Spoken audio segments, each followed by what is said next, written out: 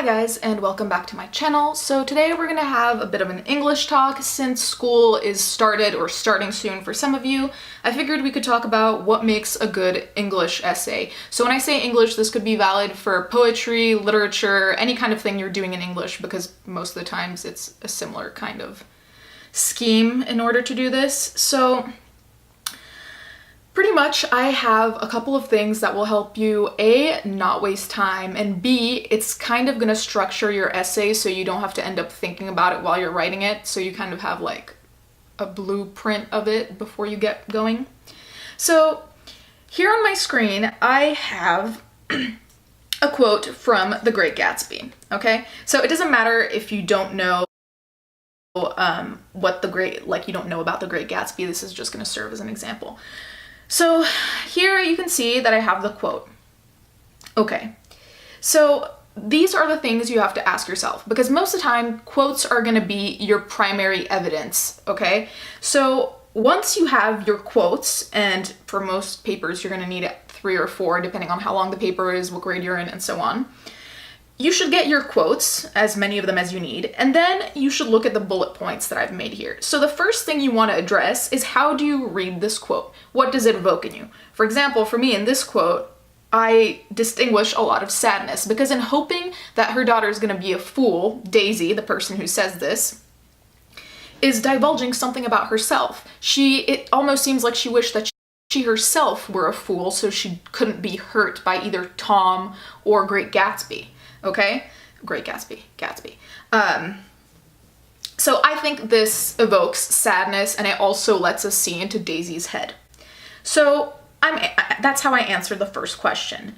Then we have to explain why. So in this case, we need to really analyze the words and think of why do they evoke certain things. For example, at the end, she says, "I hope she will be a beautiful little fool." So she's saying that she's hoping her daughter will be beautiful, but essentially stupid, so she will not be able to see the crap that's happening around her. She won't be able to be saddened by actually cheating husband, or, you know, whatever else the world might throw at you. When you're stupid, they have that saying of ignorance is bliss.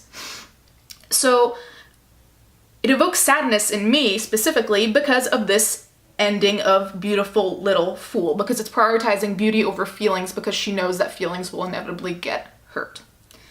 Now, what does this say about the story? So this is a really important point, because when you're making an argument, only pointing out the first 2 things I said won't work. You have to say, why does this have a bearing in the story itself? In this situation, it has a bearing because essentially Daisy is what Gatsby has always wanted. She is the green light. She is everything that he kind of thinks about. And you know how he is always romanticizing the past? She is his past. She is the reason he moved across from her house, like across the lake. So what it says about the story is that even if Great Gatsby remembers the past as this great time where him and Daisy were in love and everything was dandy, Daisy still is a very sad person, and she hasn't had an easy life. So as much as Great Gatsby likes to romanticize things, Daisy sees it extremely differently. The way they see the past diverges essentially, which is pretty important if you ask me. So you have to say that. How does it change the story? What does it mean to the story?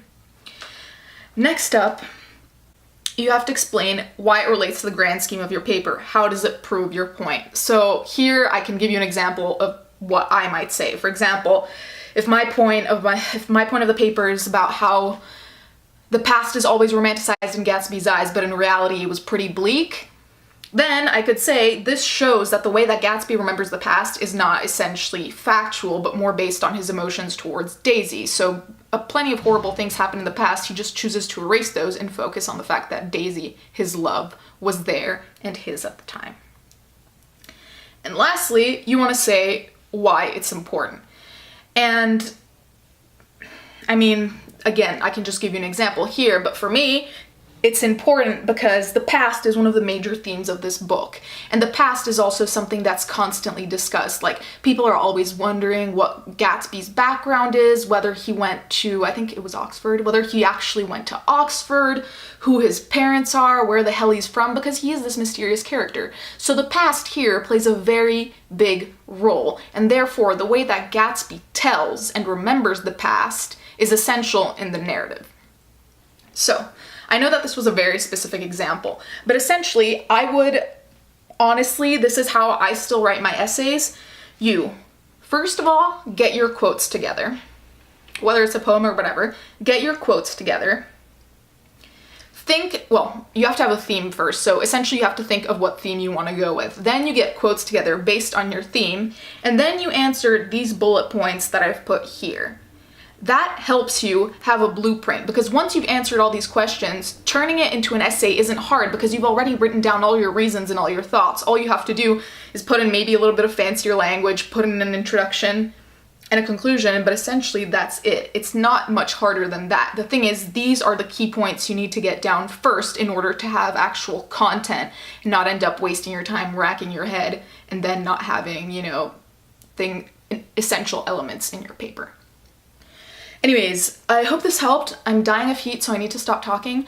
But yeah, I hope this helped. If you have more questions about this, let me know. I'm happy to answer and, elaborate on any points that might not be clear. And as usual, thanks for watching.